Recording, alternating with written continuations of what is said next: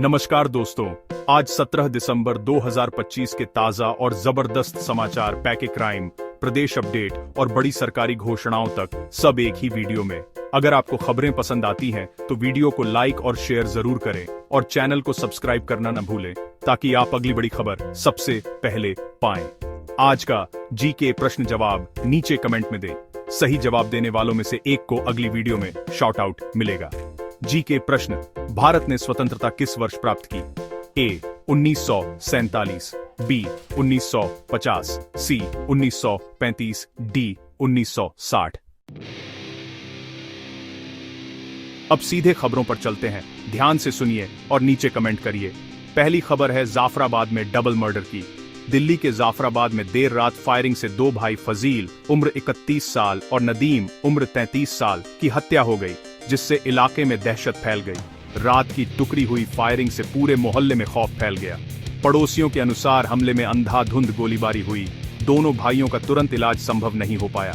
Police ने मए मृतकों के परिजनों से पूछताछ शुरू कर दी है और आसपास सीसीटीवी फुटेज खंगाले जा रहे हैं। इलाके में तनाव के चलते अतिरिक्त पुलिस बल तैनात कर दिया गया है। और अब बढ़ते हैं अगली खबर की तरफ। दूसरी खबर है शादी में नोट उठाने पर गोली चलने की। सीआईएसएफ हेड कांस्टेबल ने 14 साल के साहिल को शादी में नोट उठाने पर गोली मार दी।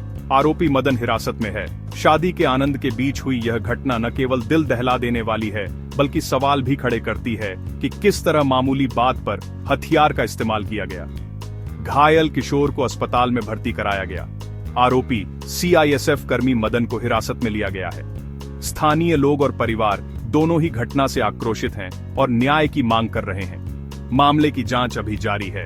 और अब बढ़ते हैं अगली खबर की तरफ। तीसरी खबर है कोहरे में हादसों की। यूपी में घने कोहरे से यमुना एक्सप्रेसवे पर 5 बसें और कारें टकराईं, जिसमें 20 मौतें और 100 लोग घायल हो गए। भारी कोहरे ने दृश्यता शून्य कर दी, जिसके कारण तेज रफ्तार वाहनों के बीच श्रृंखलाबद्ध टकराव हुआ। राहत बचाव टीमों ने मौके पर पहुंचकर घायलों को नजदीकी अस्पतालों में भर्ती कराया। काफी लोग गंभीर हालत में हैं। प्रशासन ने यातायात रोककर बचाव कार्य तेज कर दिया है और मृतकों के परिवारों के लिए सांत्वना और सहयोग की घोषणा की जा रही है।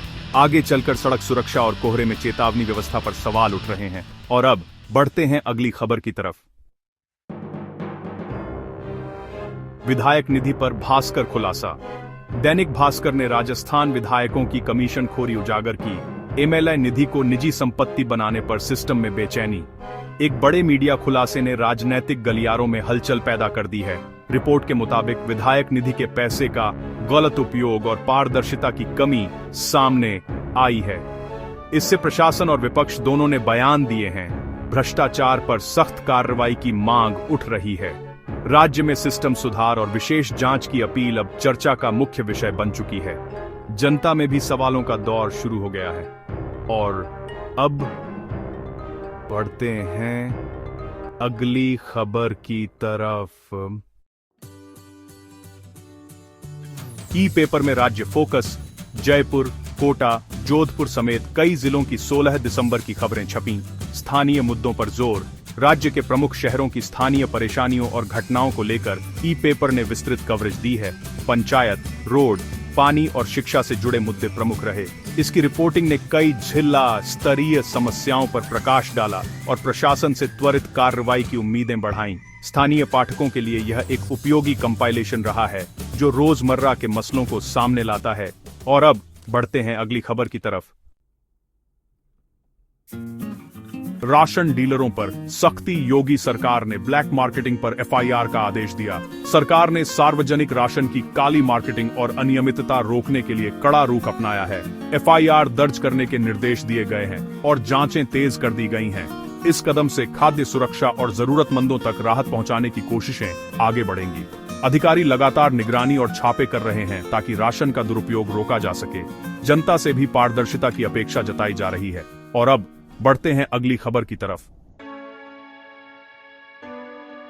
अयोध्या को कैंसर अस्पताल मिलने जा रहा है। जिसमें टाटा ग्रुप अत्याधुनिक अस्पताल बनाएगा। बड़ी निजी पहल के तहत अयोध्या में एक आधुनिक कैंसर अस्पताल के निर्माण की घोषणा हुई है, जिसे टाटा समूह द्वारा संचालित किया जाएगा। इस परियोजना से चिकित्सा सुविधाओं में सुधार और नजदीकी राज्यों के मरीजों को बेहतर सुविधा मिलने की उम्मीद है। अस्पताल से परामर्श, निदान और इलाज के आधुनिक साधन उपलब्ध कराए जाएंगे, जिससे क्षेत्रीय स्वास्थ्य विशेषज्ञता को एक बड़ा बढ़ावा मिल सकता है। और अब बढ़ते हैं अगली खबर की तरफ।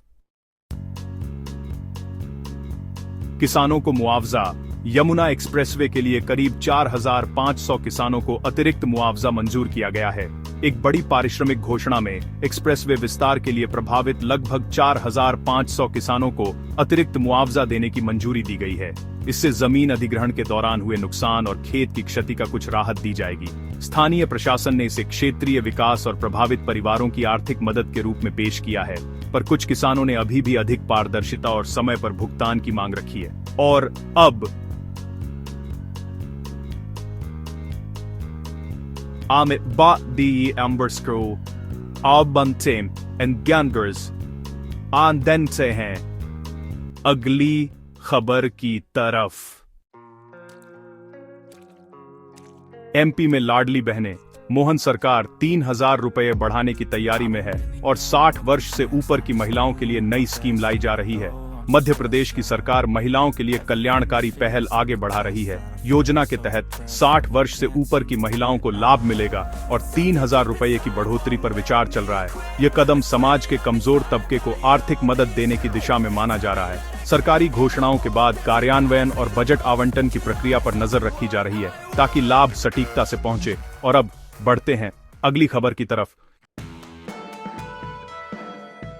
बिहार ऊर्जा निवेश। 13,000 करोड़ से 2,120 मेगावाट पावर हाउस और 8,000 नौकरियां। बिहार में बड़े पैमाने पर ऊर्जा निवेश की खबर है। 13,000 करोड़ के निवेश से 2,120 मेगावाट क्षमता वाला पावर प्रोजेक्ट प्रस्तावित है, जिससे लगभग 8,000 प्रत्यक्ष एवं अप्रत्यक्ष रोजगार पैदा होने का अनुमान है। यह परियोजना राज्य की ऊर्जा क्षमताओं को बढ़ाएगी और औद्योगिक विकास को प्रेरित करेगी। पर्यावरणीय मंजूरी और स्थानीय प्रभाव पर भी आगे ध्यान रहेगा। और अब बढ़ते हैं अगली खबर की तरफ। कैसी लगी आपको ये सारी खबरें? मुझे कमेंट्स में जरूर बताइए। साथ ही जी के प्रश्न का सही विकल्प भी नीचे कमेंट करें, एक को शॉर्ट आउट मिलेगा। अगर वीडियो अच्छा लगा हो तो इसे लाइक कीजिए और शेयर कीजिए। अगर आपने चैनल को सब्सक्राइब नहीं किया है तो अभी सब्सक्राइब कीजिए और घंटी के निशान को दबाना मत भूलिए, ताकि हमारी हर नई वीडियो का नोटिफिकेशन सबसे पहले आपको मिल सके। मैं फिर मिलूंगा ऐसी ही खास और भरोसेमंद खबरों के साथ। तब तक के लिए जय श्री राम, जय हिंद, वंदे मातरम।